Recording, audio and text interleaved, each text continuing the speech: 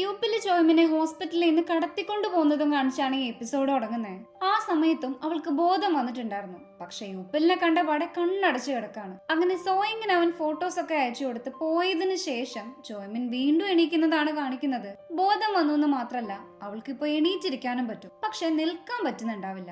അതുകൊണ്ട് ഇറങ്ങാൻ ശ്രമിക്കുമ്പോ തന്നെ വീണു പോവാണ് അവള്. വീണ സൗണ്ട് യൂപ്പില് കേൾക്കും. ചോയ്മിനാണെങ്കിൽ എണീക്കാൻ നോക്കിയിട്ട് പറ്റുന്നും ഉണ്ടാവില്ല. എന്ത് സൗണ്ടാ കേട്ടേന്ന് നോക്കാൻ യൂപ്പില് തിരിച്ചു വരുന്നുണ്ടപ്പോ. ശേഷം ഡോർ ഉറക്കാൻ പോകുന്ന സൗണ്ട് കേട്ട് പേടിച്ചിരിക്കുന്ന ചോയ്മിനെ കാണിച്ച് കട്ട് ചെയ്താ. യൂപ്പില് ലൈറ്റ് ഇട്ട് നോക്കാൻ നേരം അവള് പഴയ പോലെ കട്ടിലേ കിടക്കുന്നതാണ് കാണുന്നത്. അതുകൊണ്ട് തന്നെ തിരിച്ചു പോവാണവൻ. സോയിങ് ഈ സമയം ചോയ്മിന്റെ ആ ഫോട്ടോയെ നോക്കിയിരിക്കുന്നതിനിടെ ഹീജിൻ വരാണ് അങ്ങോട്ട്. ഈയിടെയായി എല്ലാ പിള്ളേരും നിന്റെ പിറകെ ആണല്ലോ, നീ എന്താ വിളിക്കുന്നേ?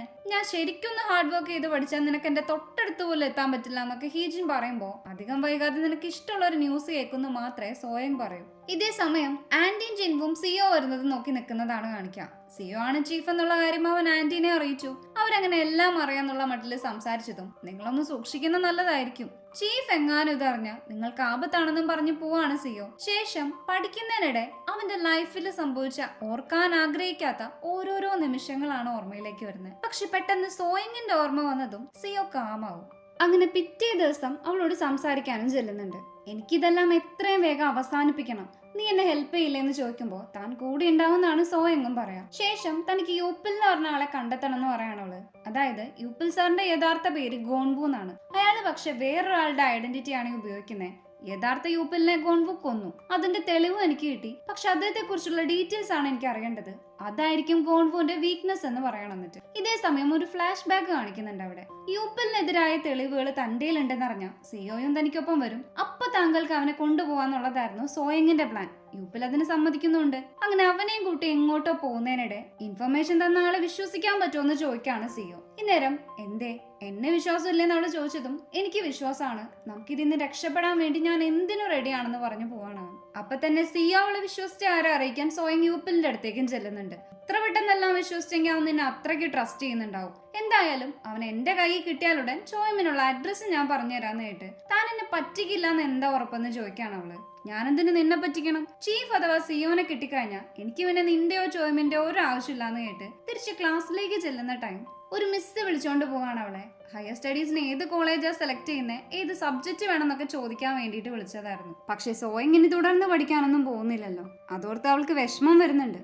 അതൊക്കെ ആലോചിച്ച് സോയിങ് മിററിലേക്ക് നോക്കുമ്പോൾ ഫാക്ടറി യൂണിഫോം ഇട്ട് നിൽക്കുന്ന സോയിങ്ങിനെ തന്നെയാണ് അവള് കാണാം. ചോയ്മിന് വേണ്ടി നിനക്ക് ഈ പഴയ രൂപത്തിലേക്ക് പോയേ മതിയാവും, വിഷമിക്കണ്ടെന്ന് സ്വയം പറയും. അതുപോലെ സിയോനോട് കള്ളം പറയുന്നതിലും കുറ്റബോധം തോന്നേണ്ട ആവശ്യമില്ല, മുന്നേ നിന്നെ മോൻ ചതിച്ചിട്ടുള്ളതല്ലേ എന്ന് പറയാണ്. അങ്ങനെ പുറത്തേക്ക് ചെല്ലാൻ നേരം അവളുടെ ഫ്രണ്ട്സ് ഒക്കെ വരാണ് അടുത്തേക്ക്. ഫൈനൽ എക്സാം കഴിഞ്ഞിട്ട് നമുക്ക് എല്ലാവർക്കും ഒരു ഫോട്ടോ സ്റ്റുഡിയോയിലേക്ക് പോയി ഫോട്ടോസ് എടുക്കണം, പിന്നീട് അതൊക്കെ നമ്മുടെ നല്ല മെമ്മറീസ് ആയിരിക്കില്ലേ എന്ന് പറയുന്ന കേട്ട് പെട്ടെന്ന് കരച്ചിൽ വരാണ് അവൾക്ക്.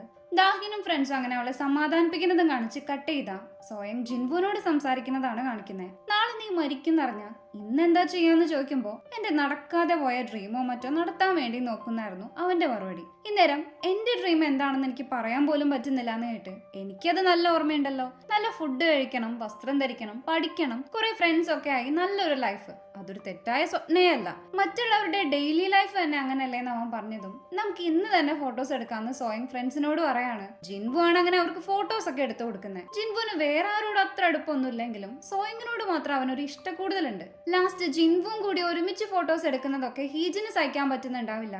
ആ ലീസ് ഇത് എന്താ ചെയ്യുന്നതെന്ന് ചോദിക്കുമ്പോ ഫോട്ടോസ് എടുക്കല്ലേന്ന് ചെയ്യോ, കുറച്ച് സൗന്ദര്യം ഉണ്ടെന്ന് വെച്ച് വലിയ രാജകുമാരിയാണെന്ന വിചാരം പറഞ്ഞ് ദേഷ്യപ്പെട്ടു പോയതിന് പിന്നാലെ അങ്ങോട്ട് യൂപ്പില് വരുന്നുണ്ട്. സിയോനോട് എന്തൊക്കെയുണ്ട് വിശേഷം എന്നൊക്കെ ചോദിച്ച് തന്റെ ക്ലാസ് ഇന്നുണ്ടാവില്ല എന്നും പറഞ്ഞു പോവുകയും ചെയ്യും. ഒരു പ്രാവശ്യം കൂടി സിയോനെ കാണാൻ ക്ലാസ്സിലേക്ക് വരണമെന്നും അതോടെ യൂപ്പിലിനോടുള്ള അവന്റെ പ്രതികാരം ഒന്നുകൂടെ കൂടി ഞാൻ പറയുന്ന പോലെ വേഗം അവൻ ചെയ്തോളെന്ന് സോയിങ് പറഞ്ഞതനുസരിച്ചാണ് അയാൾ അങ്ങോട്ട് ചെന്നത്. ശേഷം യൂപ്പില് നേരെ ചെയർമാന്റെ അടുത്തേക്കാണ് പോവാ. യൂപ്പിലിന് ഒരു ഭീഷണിയായ ഡയറക്ടർ ഹാനെ അവൻ ചെയർമാനെ കൊണ്ട് തന്നെ കൊല്ലിച്ചു.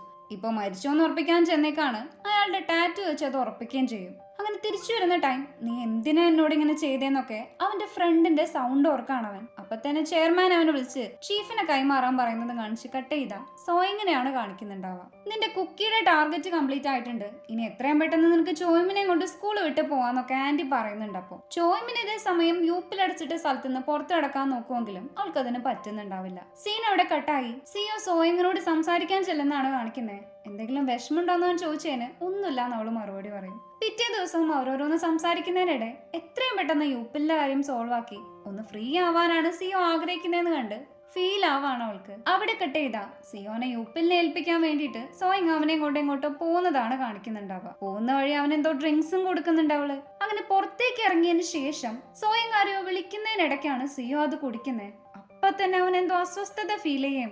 എന്താ നീ ചെയ്തേന്ന് ചോദിക്കുമ്പോ എന്റെ ചോയ്മിനെ രക്ഷിക്കാൻ നിന്നെ കൊണ്ട് പറ്റില്ലല്ലോ, അപ്പൊ അവളെ രക്ഷിക്കാൻ എനിക്ക് ഇത് ചെയ്യാതെ വേറെ വഴിയില്ലാന്ന് സോയിങ് പറയുന്നതും അപ്പൊ തന്നെ സിയോക്ക് ആ ഡ്രഗ് ഏൽക്കുകയും കണ്ണൊക്കെ റെയിൻബോ കളറായി ചിരിക്കാനും തുടങ്ങാണവൻ. ഇതേ സമയം യൂപ്പിൽ വന്ന് അവനെ എടുത്തുകൊണ്ട് പോകുന്നതും കാണിച്ചാണ് ഈ എപ്പിസോഡ് എൻഡാവുന്നത്.